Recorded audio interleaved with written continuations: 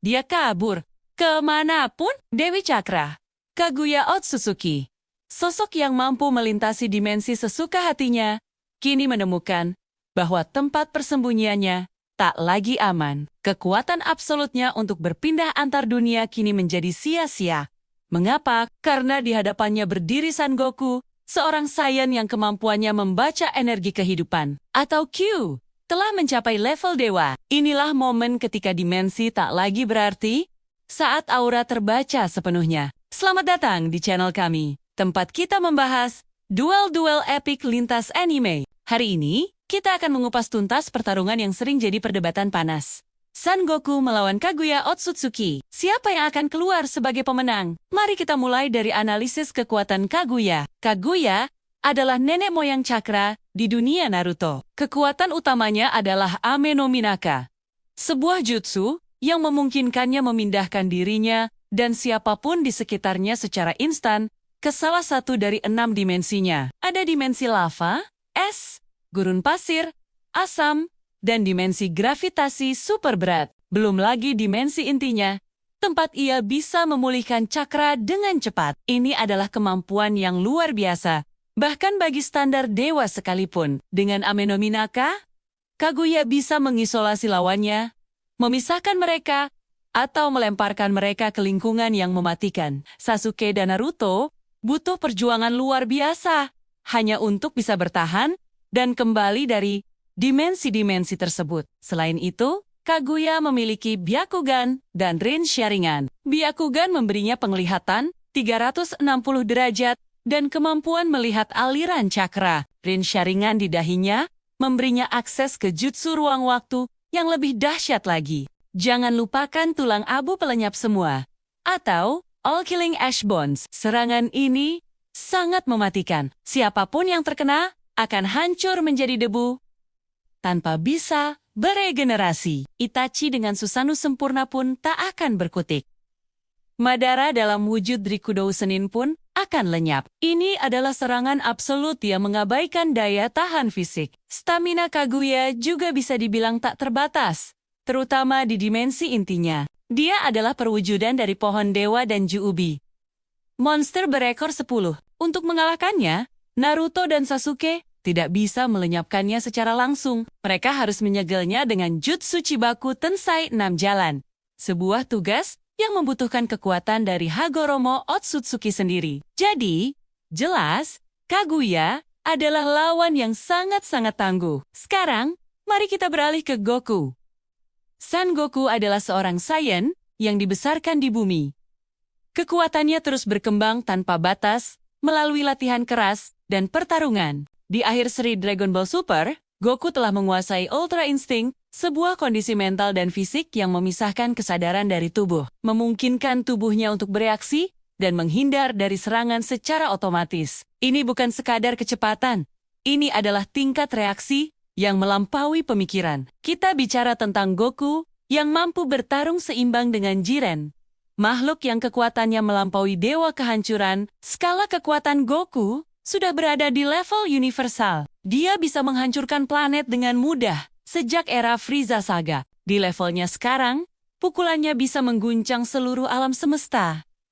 Kecepatannya juga tak terbayangkan. Dia bisa bergerak lebih cepat dari kecepatan cahaya, bahkan melakukan teleportasi instan dengan teknik instant transmission. Nah, disinilah letak kunci pertarungan ini. Instant transmission milik Goku bekerja dengan cara mengunci lokasi berdasarkan aura atau ki seseorang. Selama Goku bisa merasakan Q, dia bisa langsung berpindah ke lokasi tersebut, tidak peduli seberapa jauh jaraknya, bahkan antar planet atau galaksi. Jadi, mari kita simulasikan pertarungannya. Pertarungan dimulai. Kaguya melihat kekuatan Goku yang luar biasa, mungkin akan langsung menggunakan Ame no Minaka untuk memindahkannya ke dimensi lava. Dia berharap Goku akan panik dan terbakar hangus. Tapi, apa yang terjadi? Goku, dengan ketenangan ultra instingnya, mungkin bahkan tidak perlu menghindar. Auranya yang begitu besar akan melindunginya dari panas ekstrem. Atau, dia bisa dengan mudah terbang menjauh dari lahar. Kaguya terkejut. Dia kemudian memindahkan Goku ke dimensi gravitasi super berat. Dimensi yang bahkan membuat Naruto dan Sasuke kesulitan bergerak. Tapi jangan lupa, Goku sudah terbiasa berlatih di ruang gravitasi yang ratusan kali lebih berat dari gravitasi bumi.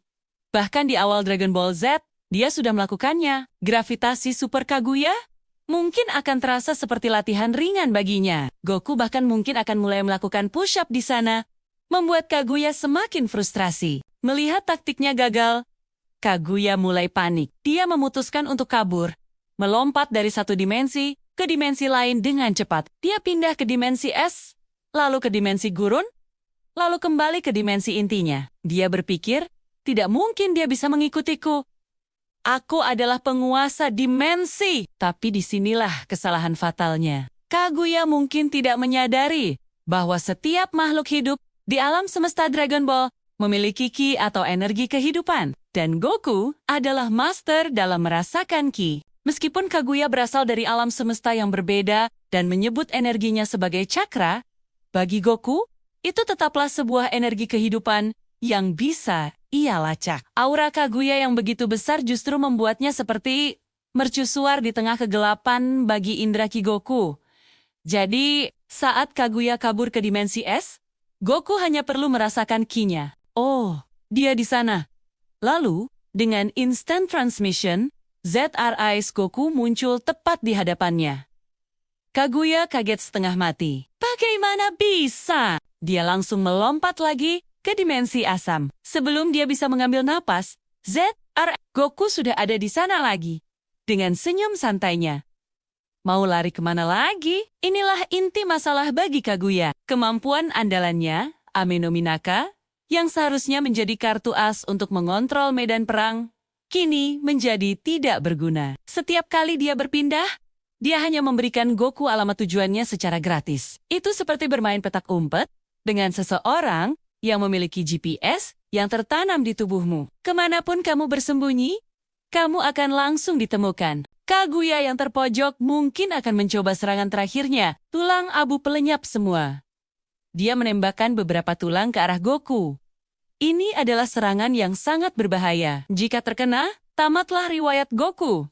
Tapi disinilah Ultra Instinct menunjukkan kehebatannya. Tubuh Goku akan bergerak sendiri, menghindari setiap proyektil tulang itu dengan gerakan yang sangat efisien dan mulus. Seolah-olah tulang itu bergerak dalam gerakan lambat baginya. Kaguya akan semakin putus asa. Dia tidak bisa mengenai Goku.